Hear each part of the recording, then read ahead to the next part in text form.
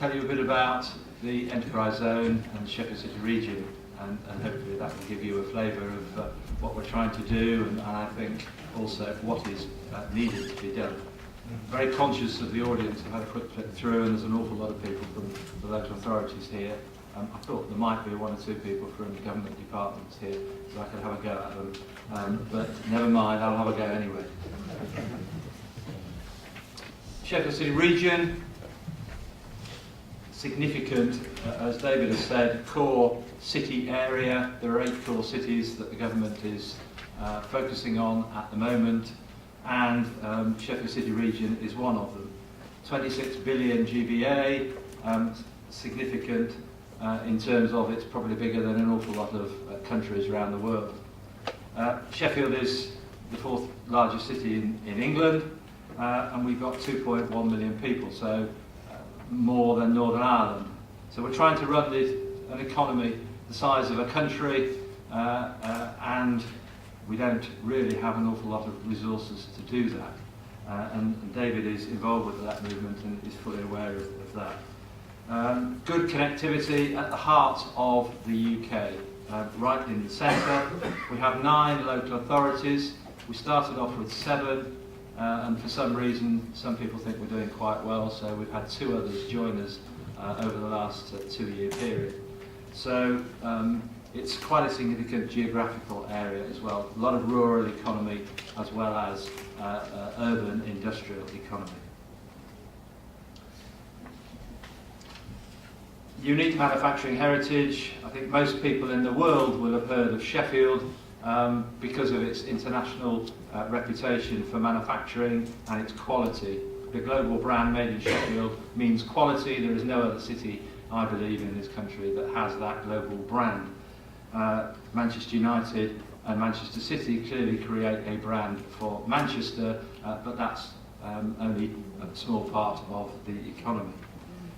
As you can see there, a lot of history. We're celebrating the centenary this year of the invention of stainless steel by Harry Brearley, and there's an awful lot of activity going on in the city region around that, of which the Cutlass Company, one of the sort of bedrocks of the city region, are leading. So we've been through some ups and downs in the region, as you can imagine. The scene of the coal strikes and the miners' strikes in the 1970s, and I'll show you some pictures as to what that particular colliery at Orgreave looks like now. So significant amount of regeneration has gone on, and with the rise of some new industries around nuclear, aerospace and other high-tech industries, then Sheffield has continued to demonstrate that it can keep up with the modern world and is involved heavily in materials. There's some nice pictures there of the various things that we will assist in providing materials for. And we have a lot of world-leading technology companies in the region. We're working closely with the whole LEP on renewables and wind turbines, as you can imagine, and some of the big aerospace and nuclear people are heavily involved in that. A lot of R&D going on, as I'll demonstrate later. So, enterprise zones, specific areas. Basically, they were around in the 1970s or 1980s, and I think, I hope anyway, that government and others, local authorities especially, have learned an awful lot from perhaps not too successful enterprise areas. There were some successful ones, but essentially a lot of money was spent and a lot of growth was achieved. So we have learned an awful lot of lessons around displacement, around trying to focus an area, and I'll come on to that a bit later, and also trying to create areas that will create inward investment. That's the key, as far as I'm concerned, to the UK PLC growth. It's about UK investment. So we've got some financial incentives, we've got some planning, and I'll talk about those in a bit more detail, and we've got some other support that we can provide to potential investors. The core offer, which most of the enterprise zones around the country have got, is a business rate relief offer, and have also, the government have offered or has suggested simplified planning approach and a super fast broadband. We'd already got in the Sheffield City region, in a lot of the areas, broadband to our digital region, and consequently we just had to extend that to certain parts of the enterprise zone. Clearly, the government gave us an opportunity of trying to frame the enterprise zone to suit us, and clearly we hope to achieve some of those benefits. Our enterprise zone started off with quite a lot of interest from an awful lot of people, but when you finally end up with the negotiations with government, then it's turned out to be a slightly different animal than people suggested. A lot was promised at the beginning by government. They have delivered on some of that, but not all of that. But at least we get the business rate growth that stays in the region, and I think that's absolutely vital.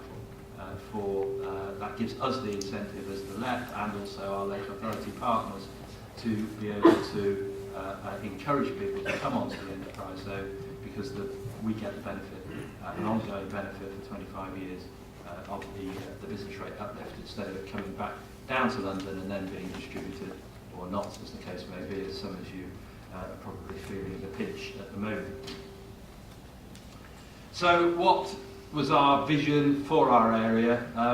Previous areas had a mixture. We had an awful lot of sheds with no jobs.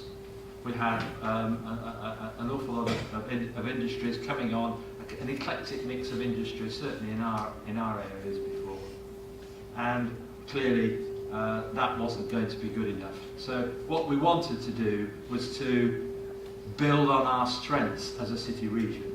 And these were the sectors that we had identified to government in any event: modern manufacturing, creative digital, healthcare, low carbon. These where we had strengths, we had skills, we had some leverage, we had a bit of history, clearly, and we had a brand.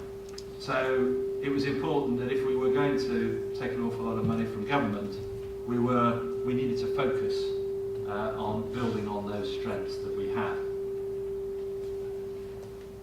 Is there any chance that this... You can get a guy, sort this out.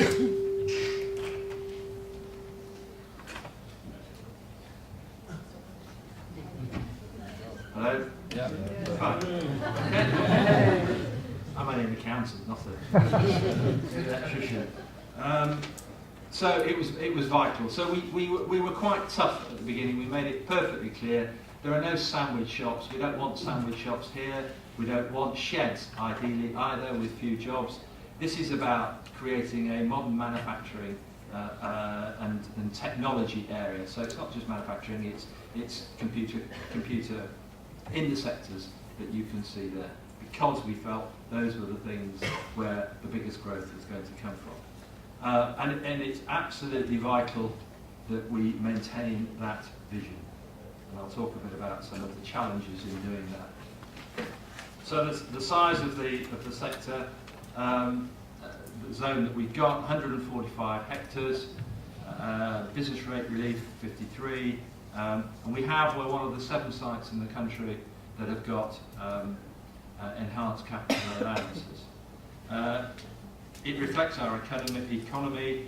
We got it across 3 sites, which I'll show you in a minute, and there's a mix of different types of property. So some of the areas are close to a lot of power. Clearly, being Sheffield, we had large steel companies. We've still got a few left, but we had a lot more in those days. We had coal.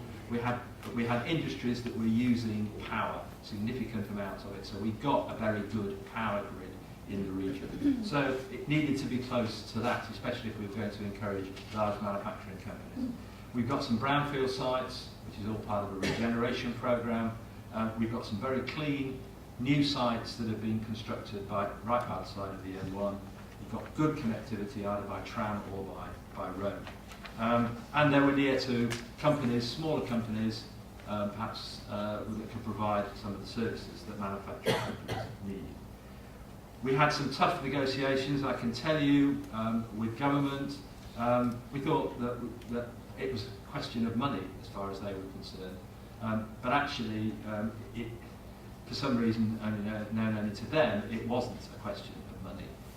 They wanted to try and tie us down to this area has to be this and this area has to be this. And as we did tell them that we can't, if we were trying to attract an inward investor, we can't actually tell you which piece of land that they wanted to go on. So we tried to create as much flexibility. We got some, but we didn't get as much as we would have liked. And it's difficult to understand, especially as the government wanted growth at that time. They seemed to want growth to happen rather quickly. But it took us a year to do all of this, which doesn't sound to me to demonstrate that they want things done quickly. We were chomping at the bit. We could have sorted this out very quickly. The private sector led LEP. We decided where the enterprise zone was going to be based on the commercial reality of life. Every single local council put in a proposition as to where they thought it should be in their area, inevitably. But the private sector, and that's the strength of the LEP, the private sector was able to take the sting out of those arguments between the various local authorities, and we decided where it should be. As it happens, it covers about 4 of our 9 local authorities, so it's well spread, but for good reasons. We had landowner issues, clearly, and we had a mix of different types of property. So it spans, and you won't be able to see that for some reason, but it spans from junction 29 on the M1, which is just south of Chesterfield, all the way up through the main Sheffield area, where you'll go over the Tinsey Viaduct to the Meadowhall Shopping Centre, land all around there, up to some land by the side of the motorway junction 36, which is next door to one of our green zones. So it's been well planned, and I'm sorry about that slide. Okay,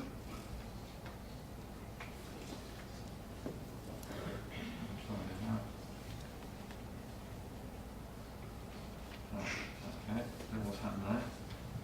We seem to have missed some nice pictures, but don't worry, it's only pictures. Financial incentives. Enhanced capital allowances, one of only 7, as I said, 100% first year allowance. That's really why we were focusing on manufacturing, because it's those sorts of businesses that are going to lay down large qualifying plant. They're going to make a difference in the region. So that was the aim of the ECA allowances. We started off saying you could only have 1 company per ECA area, and we said, well, how many companies do actually invest £100 million, because that was the limit, £100 million. We don't have that sort of economy. We don't have a Nissan or a Honda or a Jaguar Tata or whatever in our region. So they did allow us some flexibility. So we can now have up to 100 million on 2 of our sites for a number of companies.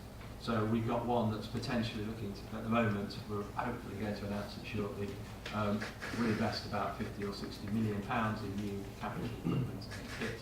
And we've had 1 or 2 others. But it needs to be large investments.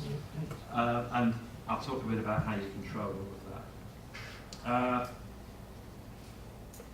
Business rate relief, £55,000 a year, ideal for the smaller companies, the SMEs, the service companies, who just need a bit of support to come onto the zone. And there will clearly be other forms of support as well.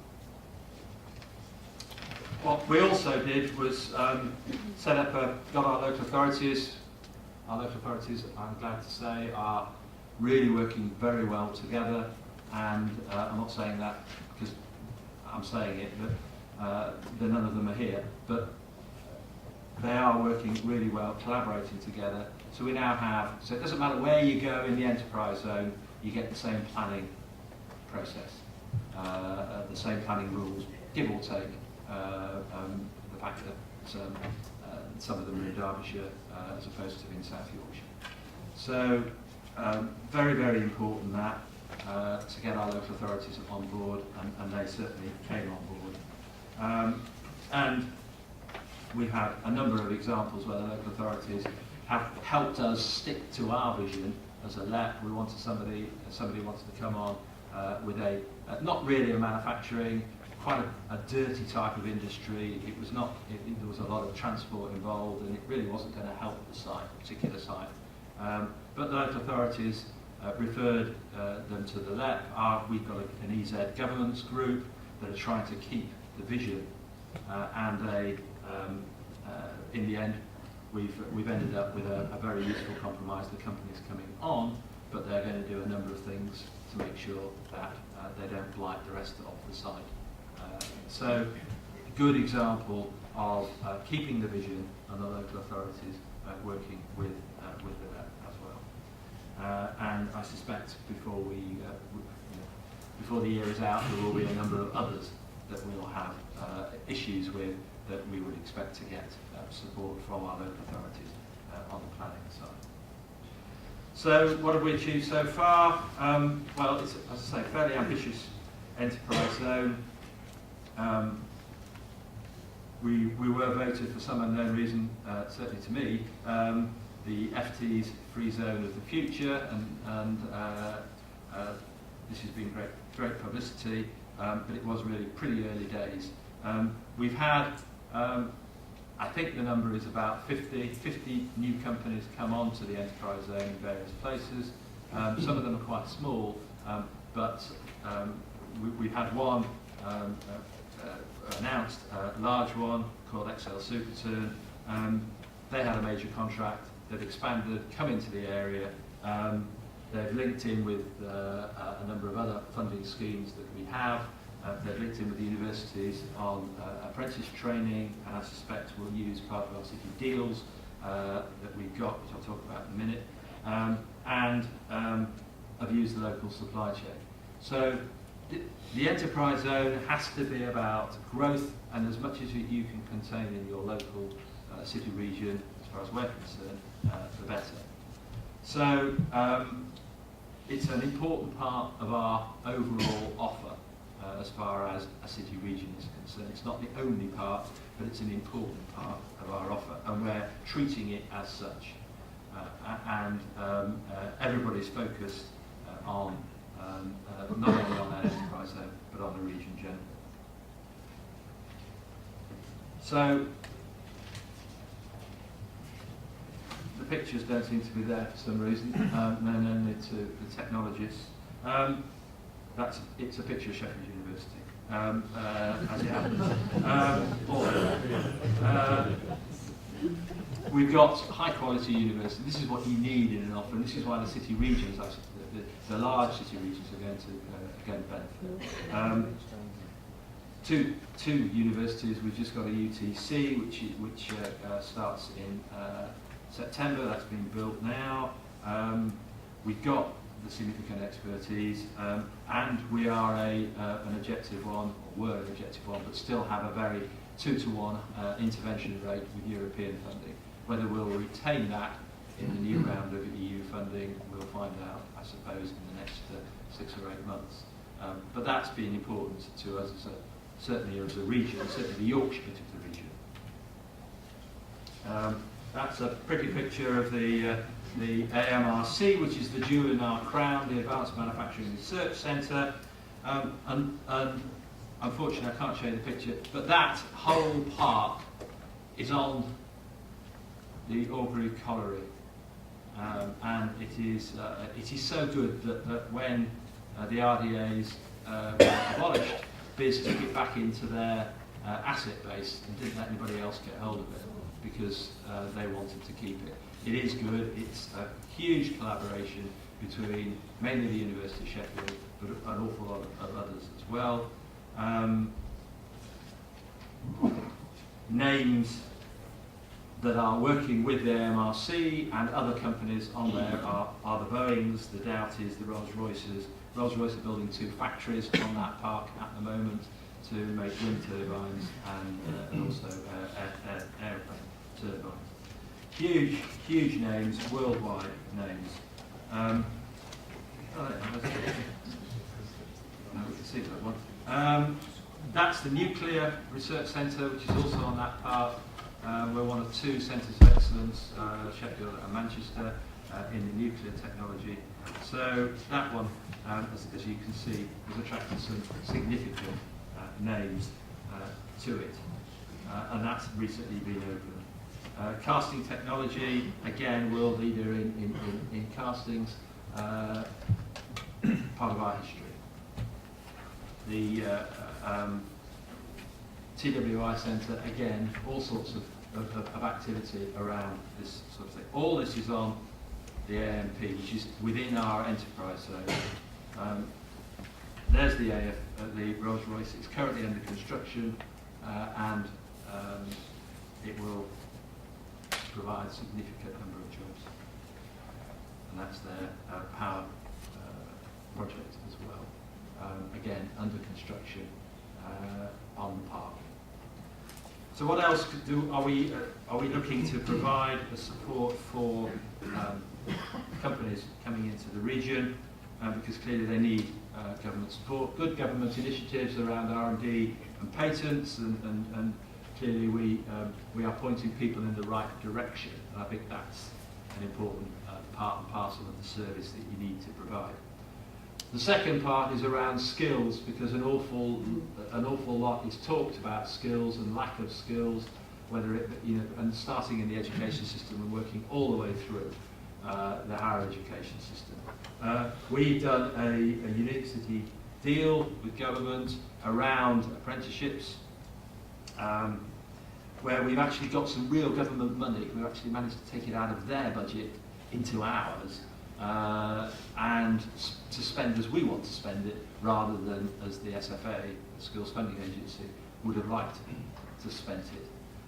So we've structured an apprenticeship scheme, mainly aimed at SMEs, who generally are put off by government schemes around apprenticeships.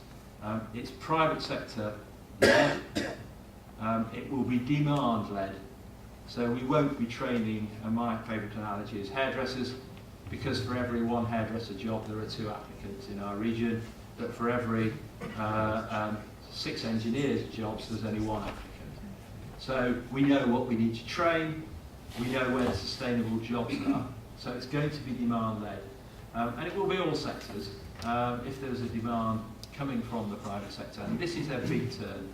This is not supply led by what the providers would like to do and who they would like to train, and what the student or the potential student wants to do in life. The money will be available for apprenticeships and for higher training where the jobs are likely to be there. And I think that is a real turnaround for us. If it works, then I hope that other LEPs and other local authorities will be able to get money out of government and spend it how they want to spend it, but they must spend it on a demand-led basis. So that's really good. We're really after the sustainable jobs. We've got the flexibility, we've just got to make it work. And it was launched last week. That's the training centre, which is all part and parcel of it. Again, upskilling, creating, balancing the skills gap. That's on the Advanced Manufacturing Park. We managed to get 9 million of RGF money for that. What we've also done is create a soft landing zone at our technology centre, which is also on the AMP, to allow small start-up companies, new technology companies. There's lots of technology around them, but to allow these companies to start as well. And that, I think, is a tremendous boost, because they're right in the centre. We just started an accelerator growth programme as well, which links into that, to try to create a single innovation centre where companies, small startup businesses, can get everything that they need, the mentoring and the access to finance and so on. The final bit of the jigsaw, or the final penultimate bit of the jigsaw, is creating some sort of collaborative funding within the city region. So we set up what we call the City Region Investment Fund, SHRIF for short, which is like a fund of funds. This will align to the LEP's and the city region's core city objectives and priorities. And I think that's absolutely vital. We're creating, with the help of some professionals, a single assessment framework. This means that whether you want to build a bridge or whether you want to invest in a particular company and create some jobs, there is a single assessment framework which is based on GBA. So we can then align ourselves to literally focus on the growth. And that, the enterprise zone is clearly part of that. Government gets value for money, we get jobs, and we also get GBA growth. And that process will be very interesting when it starts. So there's all these funds that we've currently got, infrastructure funds, we've got transport funding coming through into that SHRIF. Jessica, as it says at the bottom, we use some of our Growing Places money to create 8 million of it to create a 23 million because of our European intervention rate. 23 million Jessica fund that can invest in infrastructure type projects and fill gaps. Growing Places Fund, most of you will have heard of, Regional Growth Fund money and Devolved Transport funding, which is the city region we've got. So again, linking them, we got 25 billion of RGF money. So we said, well, if you come onto our enterprise zone, if you're expanding and that's what you want it for, come onto our enterprise zone, we'll fast track it for you. Very simple, just link, common sense, linking two different parts of the funding together. And how's it done? Inward investment. A single inward investment team. We've been trying to do this for years in the Sheffield City region, and I suspected in one or two other places as well. Very difficult because each city, town or whatever wants to do its own thing. Each local authority always wants to do its own thing. So what we have managed to do is to say, look, let's create a single investment team to sell the enterprise zone and other areas in the region. They're the hunters. They go out and find the deals. They work closely with UKTI and so on. The delivery, once somebody shows interest, we then pass them to the appropriate local authority. But the company coming in has the choice as to whether it wants to go to Sheffield or to Doncaster or to Barnsley or even into Derbyshire or Nottinghamshire, because they're all part of our region. So it's creating the flexibility for the inward investor. But a focused, very small focus team, we have 4 people, 5 people. Manchester has 100, so we're working very hard, as you can imagine. But it's starting to work. We're starting to get some focus, I hate to say it, in the north of England rather than UKTI, not realising that anybody actually makes anything north of Watford. And I had to get that in, because I did notice with a quick read through that a lot of the local authorities are from the south rather than from the north. There are a few from the north. So the delivery is through the existing local authority structures. We have a Creative Sheffield, we have a Rotherham Development, we have a Barnsley something, we have Invest in Doncaster, and they all work, they take over the structure. So finally, it's no use trying to get business in unless, frankly, the people that make the decisions are the people who are going to run these factories, and they like nice houses and nice schools and nice attractions and all the rest of it. So you've got to have somewhere that's nice to live, frankly, with all the various cultural and other activities. Crucible Theatre. The Peak District is now part of the Sheffield City region, which it wasn't before. They came in only a few weeks ago, wanted to be part of what we were doing in our region, rather than necessarily focus on Derbyshire and Nottinghamshire left. So we're very, very pleased to welcome them and what they have to offer. So enterprise zones, very important, but they've got to be part of an overall offer, and it's not just about giving somebody a financial incentive. They've got to provide an awful lot of other support as well. Thank you. Thank you very much, James. Excellent. Just stand up and... Thank you, Chair. My name is Patrick Jones. I'm from Bath and North East Somerset. We're part of the West of England region, and at the centre there's an enterprise zone in Bristol. We are the junior partners. We only have an enterprise area, and there's already evidence that the enterprise zone in Bristol is drawing economic development out of Bath and away from our enterprise area. What tips can you give me to hang on to our share of the benefits from an enterprise zone, a nearby enterprise zone? I think, I mean, I know your chairman pretty well, so careful what I say. I think you need to have the larger companies coming in, perhaps, and you may not think that you're getting any benefit from it, but the reason that your area, Bath is part of the west of England, is that you believe that it is a natural economic zone. We've got parts of Derbyshire and Nottinghamshire as part of ours because they believe that the travel to work area and all the rest of it. So don't assume that just because the company isn't, locating into your region that you're not getting benefit. Because I suspect somewhere along the line you perhaps are, whether it be in getting more people who are then going to spend the money in Bath on tourism or whatever. And I think it's a question of whoever is representing you on that West of England LEP or political grouping keeps pushing that the areas, if you like, enterprise areas that you've got keep getting more, are in the next round of incentives, so that the money that Bristol are getting from their business uplift goes into a pot. Certainly, it's going into a pot as far as we're concerned, and then we will look at, in our region, when we start to build up that pot, our enterprise zone governance group will then look to say, how do we put some financial incentives, because they will be different, clearly, because you may not want Jaguar starting up in Bath, exactly. So, but you will want some other different types of incentive, and I think it's at that point that, if you like, the secondary, and let's say call it, for that reason, but the secondary in terms of timing, enterprise zones or whatever you want to call them, areas, then get the benefit at that point. So the more successful Bristol is to start with, the more money they will get, which then politically and for every other reason, they will want to start distributing around the whole of their region. That's how we're going to operate it, and that's how I'm dealing with the politicians in my area that aren't part of our enterprise zone.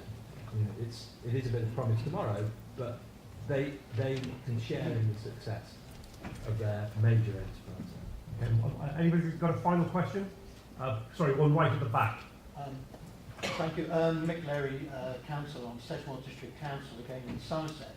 I wonder if you could give some examples of what you've done to assist local businesses to get involved in the supply chain, especially the major developments coming in. I know you've mentioned the funding of small, medium enterprises and other skills activity, development of skills.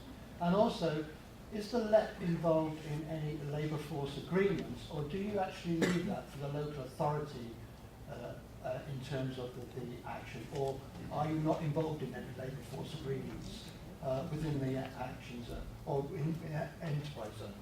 I think, and David would agree with me, most LEPs don't have the resources to do delivery in a big way. We're trying to set the strategic scene, establish what the key objectives and priorities are, whether they're development priorities or sector priorities. We have a series of sector groups that pull together all the different people in manufacturing or involved in the low carbon industries or the healthcare industries or property and construction, and they work out between themselves what the issues are, what the strategy needs to be, where the funding gaps are, the skills gaps are, and then the LEP is there to bring it all together. So we're not in a position to manage things like labour agreements. We try to be strategic, we try to fix the priorities, and we will cause things to be done. And the enthusiasm that we've got from the private sector and with the universities, there are a number of sector groups, supply chain structures as well, building up. So, for instance, we've got a very strong low carbon supply chain group, which is led by somebody from one of the universities, and therefore it's part of the offer, I suppose, If somebody comes in and they've got a low carbon company involved in the low carbon industry, we have the networks that we can point them to, the private sector networks we can point them to, which may be supply chain, they may be academic, they may be technical or research or whatever, so that we can, and that's how, because this is all about private sector growth. You know, most of you are in local authorities and you are cutting people. So the growth of UK PLC is going to come from the private sector. So we have to get the private sector involved in all of this, and that's what we're trying to do.